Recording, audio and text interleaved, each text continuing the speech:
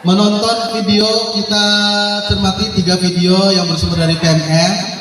Silahkan unduh pertanyaan pemandu untuk setiap video. Bapak Ibu silahkan scan QR code yang ada di depan. Selanjutnya ini manfaatkan laptop Bapak Ibu masing-masing, atau paling tidak manfaatkan Androidnya masing-masing. Nanti kita akan simak 3 video. Bapak Ibu membuat tanggapan dari 3 video tersebut dari file yang ada di barcode ini. Oke, diklik di play di bawah. Play di sini. Oke. Ini langsung 2 siklus ya, refleksi dan perencanaan. Cuman 3 orang. Gak harus banyak-banyak. Tim belajar kami terdiri dari guru kelas 4, 5, dan 6. Sekolah kami hanya memiliki 1 rombongan belajar untuk setiap kelas. Sehingga formasi yang kami buat adalah kelas rendah dan kelas tinggi. Setiap guru memiliki minimal 2 teman untuk berdiskusi. Di awal pertemuan, biasanya kami saling menceritakan garis besar kejadian di kelas yang berkaitan dengan proses belajar dan perlu ditindaklanjuti. Rapat ini adalah rapat khusus pengampu pelajaran bahasa Indonesia. Sehingga topik yang dibicarakan adalah seputar pelajaran itu atau kegiatan literasi di kelas.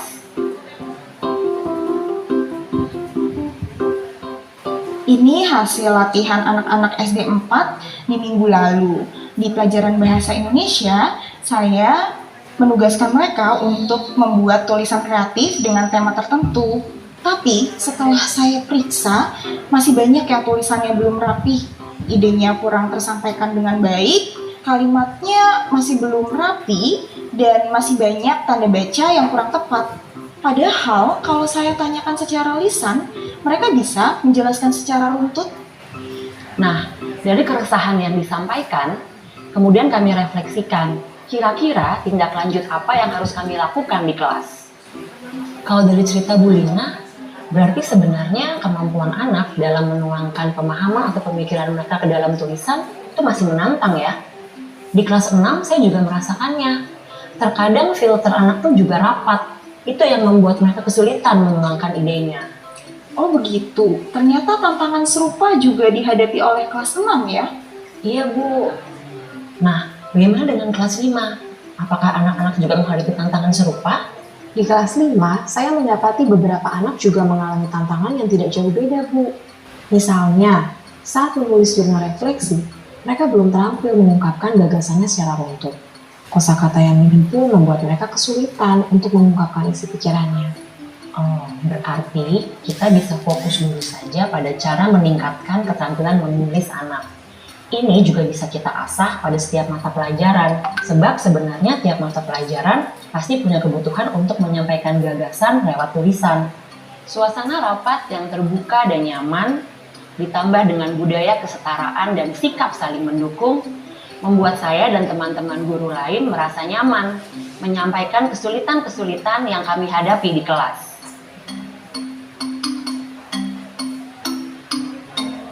Setelah mendengarkan update dari tiap guru dan menyimpulkan fokus utama yang mau ditindaklanjuti, maka langkah berikutnya adalah menentukan kegiatan lanjutan atau intervensi yang sesuai. Nah, kira-kira tindak lanjut apa ya yang bisa kita lakukan untuk mengatasi masalah menulis ini?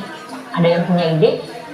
Sepertinya kalau untuk kelas 4, saya mau mencoba untuk latihan secara bertahap dulu, Bu.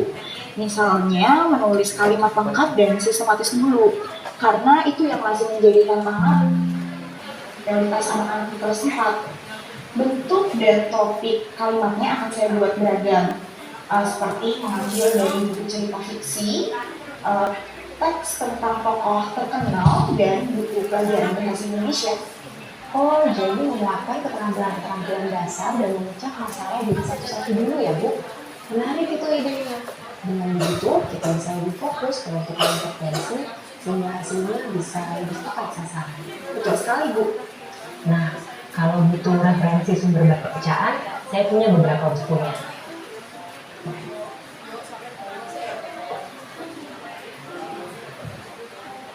Nah, kalau di kelas 6, apa rencananya? Dari penjelasan Lina, saya jadi berpikir untuk memperjelas tahapan menulis anak-anak di kelas. Oke. Saya akan mulai dengan mengajak mereka bertukar ide mengenai suatu topik, misalnya dengan membuat peta pikiran atau sekadar menuliskan ide-ide yang muncul di kepala mereka tentang topik tersebut. Dari situ, saya akan mengajak mereka memilah ide mana yang mau dikembangkan menjadi tulisan.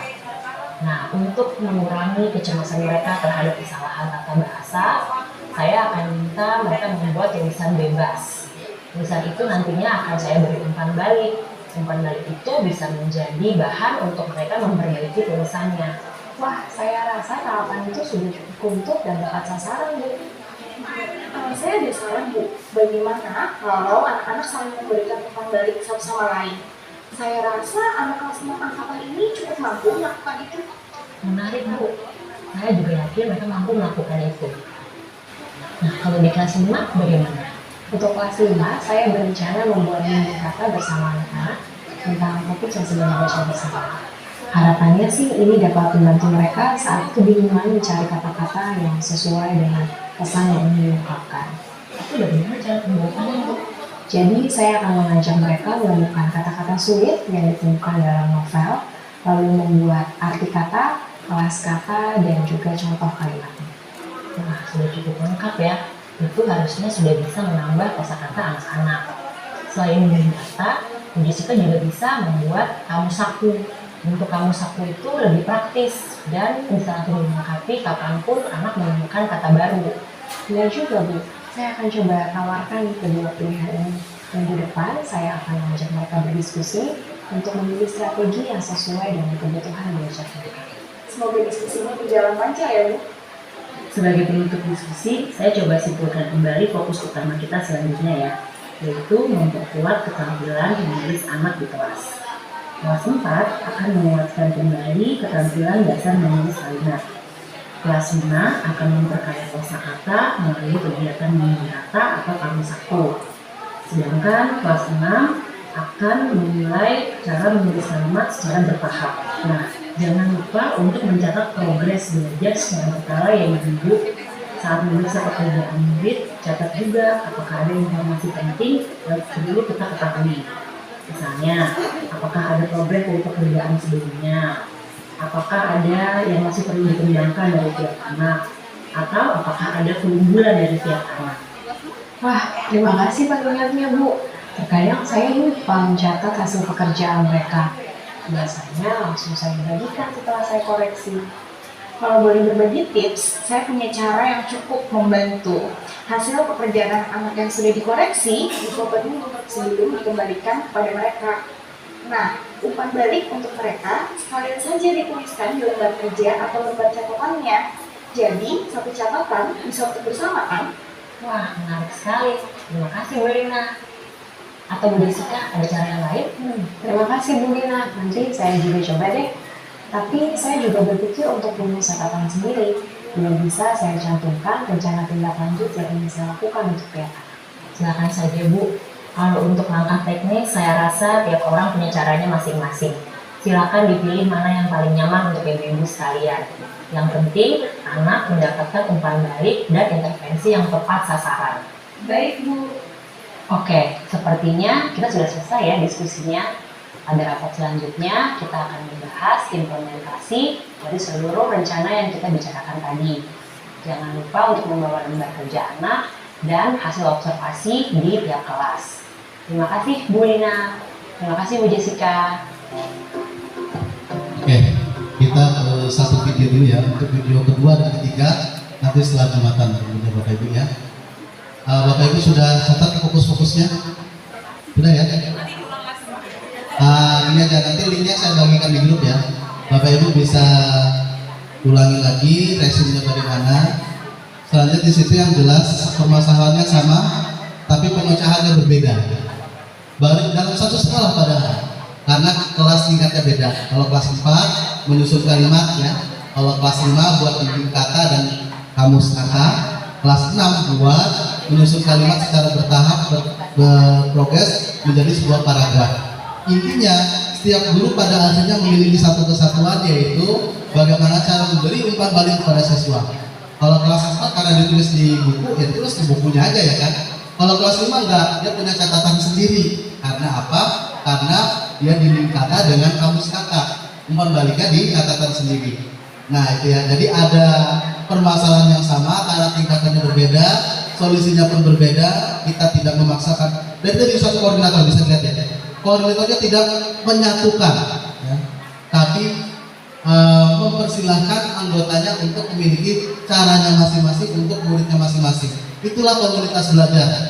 Hasil diskusi, punya permasalahan antara guru satu dengan guru lainnya, males lah diskusi, caranya dia terus yang dipakai itu kalau pakai jadul, Bapak Ibu ikut tradisional. Nah kalau komunitas belajar tidak seperti itu, Bapak Ibu punya teori sendiri, cara sendiri, terapkan sendiri, laporkan ke ketuanya. Jadi tidak ada yang merasa lebih benar, tidak ada yang merasa lebih tidak dipakai caranya. Semuanya dipakai karena dari situ sudah bisa kita ambil kesimpulan ya Bapak Ibu ya.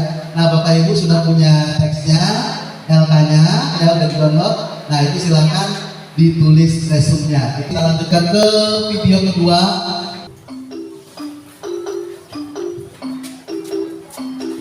Menulis biografi Mala Hayati.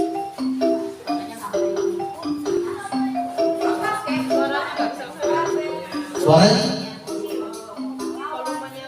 Oh iya, ini guru kelas. Hari ini, saya akan mencoba mempraktekkan rencana membuat dinding kata bersama murid-murid kelas 5. Lanjutan tadi. Saya melakukan strategi ini sebagai upaya untuk memperkaya kosakata mereka. Kegiatan ini dilakukan secara fleksibel, misalnya membaca novel, membaca berita terkini, atau juga saat membahas topik pelajaran. Biasanya, ketika mereka menemukan arti kata sulit, mereka akan saya ajak menggarisbawahi dan mencatat kata tersebut. Kemudian, saya juga akan mengajak mereka menebak arti kata tersebut dengan memperhatikan konteks kalimat. Selanjutnya, mereka akan diajak membuktikan dengan mencari kata tersebut dalam Kamus Besar Bahasa Indonesia. Nantinya, temuan tersebut akan dicatat di kartu dinding kata yang kemudian akan ditempel di buku.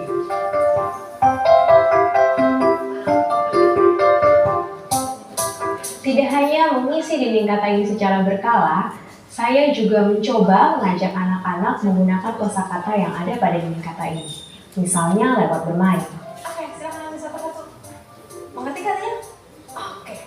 3, 2, 1.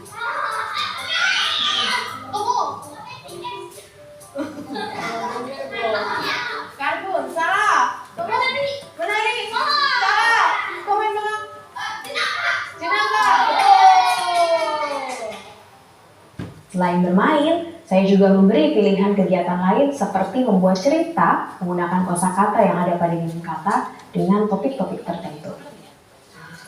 Untuk memperkaya hasil temuan penggunaan strategi ini, saya juga mengajak Bu Lina untuk mengamati bersama di kelas.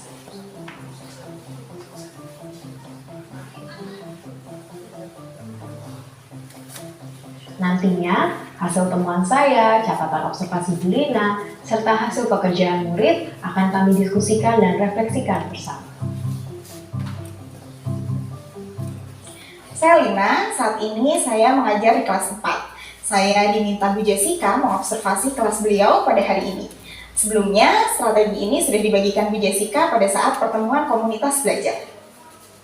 Bagaimana kegiatan hari ini, Bu Lina? Wah, menarik sekali Bu Jessica.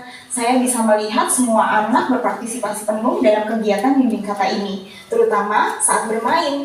Tadi saya juga sempat mengintip hasil cerita mereka yang dibuat dengan kata-kata dalam dinding kata. Kosakata mereka jadi lebih kaya dan beragam. Mereka juga jadi lebih berani menggunakan istilah baru yang tidak umum digunakan sehari-hari. Saya jadi terinspirasi. Saya juga mengamati hal serupa, Bu Lina. Jika sebelumnya banyak yang berkata, "Bu, aku bingung," atau "Bu, untuk kata ini apa ya bahasa Indonesianya?" Hari ini semua itu tidak muncul. Seperti ini. Sebelum dinding kata, anak ini cenderung menggunakan kosakata yang berulang. Tulisannya pun singkat. Sedangkan hari ini, dia lebih berani menggunakan kosakata yang beragam. Tulisannya pun sudah lebih banyak. Tantangannya ketika menggunakan kosakata baru dalam penggunaan kalimat. Beberapa masih menggunakan kosakata tersebut dalam kalimat dengan konteks yang kurang sesuai. Kalau saya perhatikan, ia sepertinya belum memahami cara penggunaan katanya dalam kalimat. Tadi saya sudah memberikan umpan balik langsung saat dia sedang menulis, tapi sepertinya kosakata ini baru baginya, jadi ia belum paham betul maksudnya. Kalau begitu, apa ya yang perlu saya lakukan? Apakah perlu penjelasan sebelumnya, Bu?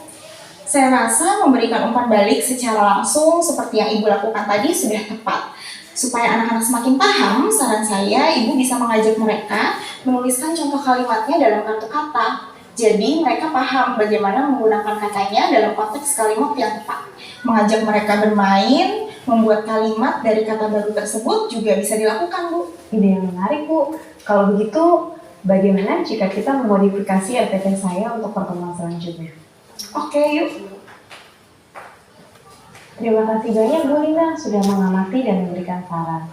Saya akan coba lakukan RPT ini berdasarkan hasil diskusi kita. Nanti akan saya sampaikan hasilnya pada pertemuan selanjutnya.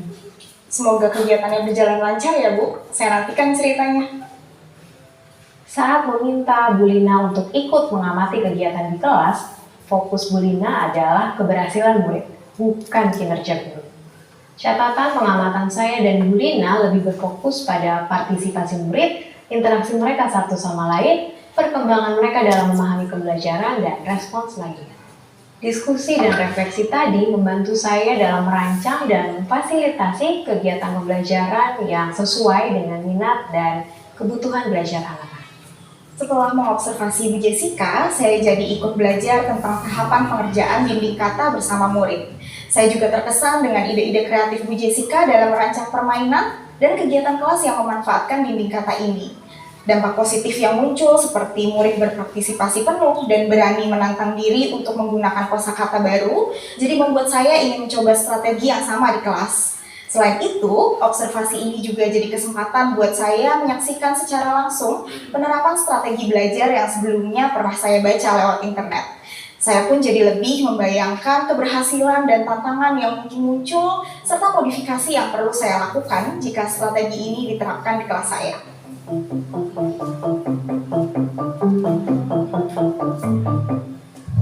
Oke, sebelum lanjut ke video berikutnya, ada satu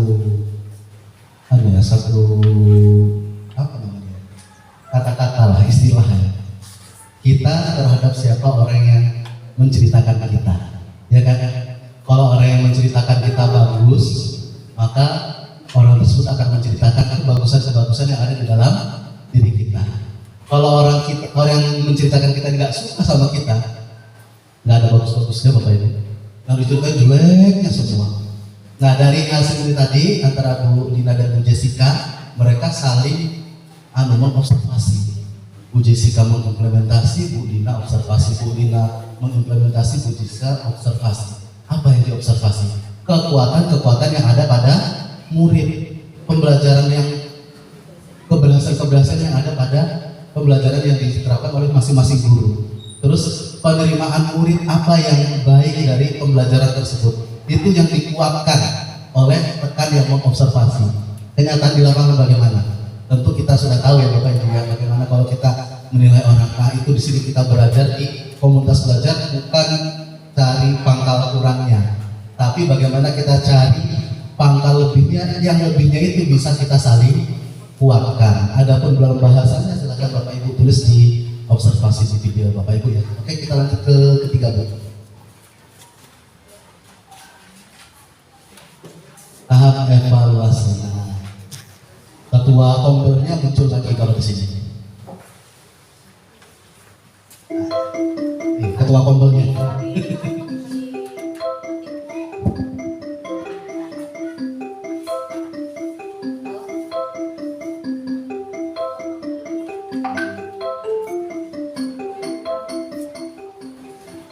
Setelah mendiskusikan perencanaan kegiatan belajar dan membahas implementasinya di kelas, maka tahap berikutnya adalah evaluasi. Bentuknya tetap sama, diskusi kami cair, terbuka, dan setara. Saat evaluasi, kami banyak melakukan refleksi. Kami menganalisis kembali aneka proses yang kami lakukan di kelas. mulai dari persiapan, implementasi, asesmen, sampai masukan dari rekan kerja. Selamat siang Ibu-Ibu, terima kasih sudah hadir siang ini. Bagaimana hari ini di kelas? Apakah semuanya berjalan dengan lancar? Hari ini cukup melelahkan, Bu. Minggu ini adalah tenggat penyelesaian proyek akhir. Jadi semua murid dan gurunya super sibuk. Tapi alhamdulillah semuanya berjalan lancar.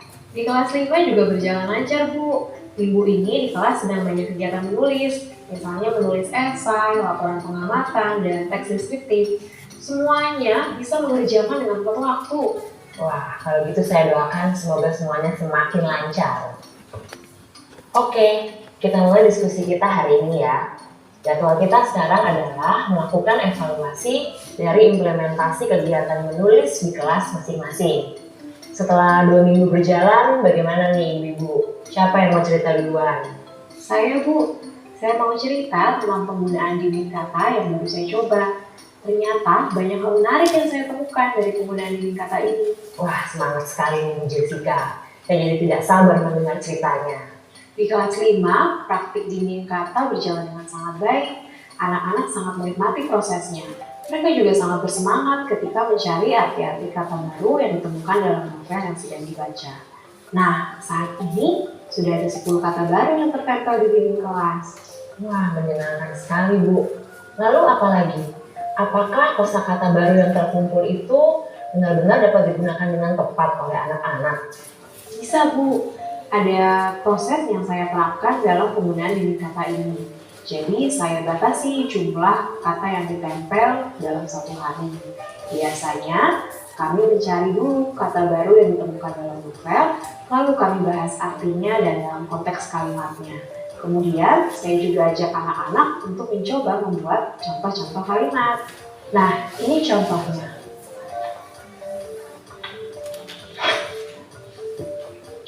Sebelum penggunaan dinding kata, jumlah murid yang bisa membuat tulisan yang berkualitas jumlahnya kurang dari setengah kelas. Tapi sekarang, setelah penggunaan dinding kata, jumlahnya meningkat, bahkan sampai 75%. Bu, maaf saya potong sebentar. Tulisan yang berkualitas maksudnya kosakatanya digunakan dalam kalimat yang tepat, kan? Betul, Bu. Sebelumnya mereka belum mahir memilah dan memilih kosakata dalam penggunaan kalimat. Jadi tulisannya masih kurang nyambung. Oh begitu. Wah, besar juga ya dampak penggunaan dinding kata ini. Lalu apa lagi Bu? Apakah ada tantangan yang dihadapi? Ada, Bu. Walaupun ada peningkatan keterampilan, tapi saya mengamati beberapa anak kesulitan untuk memahami kosakata baru. Setelah saya cari tahu, ternyata hal itu karena minimnya pengetahuan dan pengalaman. Jadi seperti kata dasar, kata berhubungan, mereka belum tahu. Jadi setiap mendengar kosakata baru akan terasa asing buat mereka. Kalau begitu, jadi apa yang dilakukan? Saya memodifikasi rencana, Bu, berdasarkan hasil pengamatan dari Ibu Lina yang juga ikut dalam proses belajar di kelas. Saya mengajak anak-anak membuat contoh kalimat dalam penggunaan dinding kata. Jadi mereka akan lebih tahu menulis kosakata dalam kalimat yang sesuai konteks. Oh iya ya, waktu itu Bu Lina juga ikut mengamati kelasnya Bu Jessica ya. Berarti sudah sempat ngobrol dong dengan Bu Jessica. Sudah, Bu, begitu pelajaran selesai, kebetulan sudah waktunya istirahat. Jadi kami bisa langsung ngobrol. Betul, Bu, saya juga mencoba saran dari Bu Lina untuk membuat permainan membuat kalimat. Jadi lebih seru dan lebih interaktif. Wah, luar biasa sekali ibu-ibu ini. Salut saya pada semangatnya. Nah, Bu Jessica, apakah ada saran atau tips bagi guru lain yang juga mau menggunakan strategi dinding kata ini? Atau apakah yang akan Ibu Jessica kembangkan jika masih mau menggunakan dinding kata ini lagi? Jika baru mencoba, berarti belum pernah membuat sebelumnya. Jadi, perlu ada panduan dari guru. Guru perlu menyiapkan terlebih dahulu contoh-contoh dinding kata. Lalu, pandu juga murid dalam melakukan prosesnya. Lagi-lagi perlu contoh dari guru.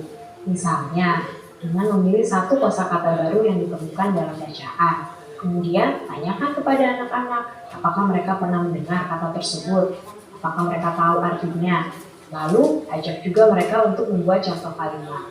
Proses ini bisa jadi perlu diulang-ulang. Intinya adalah membuat mereka benar-benar paham arti kosakata baru tersebut, bukan hanya sekedar mencatat artinya. Wah, berarti benar-benar memandu murid sampai mereka paham ya Bu ya. Bukan hanya sekedar paham arti kata, tapi juga paham seluruh rangkaian proses berpikirnya. Saya setuju Bu, memang penting memberikan contoh sejelas-jelasnya sebelum meminta mereka bekerja secara mandiri. Tidak apa waktunya menjadi lebih panjang daripada nantinya di tengah-tengah masih ada yang belum paham. Betul sekali Bu Lina, ini juga yang akan saya ingat untuk pertemuan selanjutnya. Apalagi untuk kegiatan dengan penggunaan strategi yang sama sekali baru. Baiklah, sekarang kita pindah ke kelas 4 ya. Silakan Bu Lina. Terima kasih Bu. Nah, waktu itu kan saya berencana untuk membuat latihan menulis secara bertahap. Dimulai dari menulis kalimat lengkap dan sistematis dulu. Supaya paparan teks anak-anak beragam, saya juga sudah mengambil contoh dari buku cerita fiksi, artikel tentang tokoh terkenal, dan buku teks pelajaran bahasa Indonesia. Strategi ini cukup berhasil, kalimat yang dibuat anak-anak lebih tepat dan jelas, dalam satu paragraf sudah lebih terlihat pesan yang ingin mereka sampaikan. Tantangan ternyata ada pada topik yang saya pilih. Saya perlu lebih memperhatikan keterhubungan antara teks dan anak-anak. Mana yang akrab dengan mereka, mana yang tidak. Ternyata topik seperti tokoh terkenal kurang begitu cocok. Mereka lebih paham tentang dunia hewan atau olahraga sepak bola. Wah, berarti perlu juga bagi guru untuk mengetahui genre teks yang tepat bagi anak ya Bu, supaya bisa membantu mereka juga untuk memahami bacaannya. Betul sekali Bu, saran saya kita sebagai guru tidak ada salahnya untuk mencari tahu itu lebih dulu. Setuju Bu. Oke, sekarang giliran saya ya. Di kelas 6, saya akan mencoba kembali memperjelas seluruh tahapan dalam menulis. Saya ajak anak-anak bercurah ide, kemudian menuliskan ide mereka ke dalam peta pikiran. Setelah itu, saya juga memberikan ruang bagi mereka untuk mengembangkan ide tersebut lebih dalam lagi. Strategi ini ternyata berhasil. Terlihat dari tulisan-tulisan mereka yang jauh lebih baik, bahkan untuk tulisan-tulisan yang lebih panjang. Bu Lina dan Bu Jessica, terima kasih banyak untuk diskusi kita hari ini ya.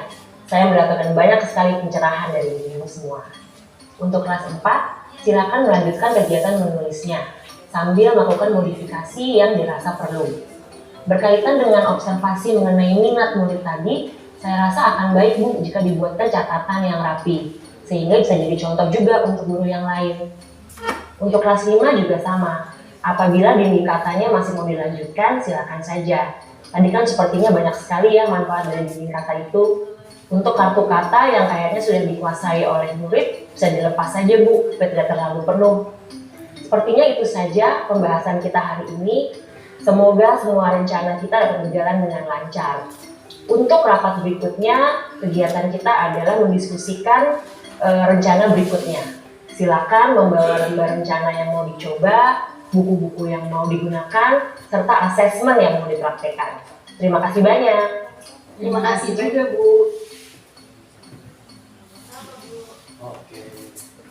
Mereka bersifat terbuka, mengungkapkan semua kekurangan. Setelah itu, bagusnya di situ. Mereka tahu kekurangan dan mereka tahu bagaimana cara memperbaiki. Nah, di situ esensi dari evaluasi. Dan dia akan berusaha memperbaikinya dengan cara yang dia sendiri. Selanjutnya dari seorang ketua Pembel memberikan masukan berupa saran yang membangun umpan balik yang memerdekakan, umpan balik yang membangun, gitu ya.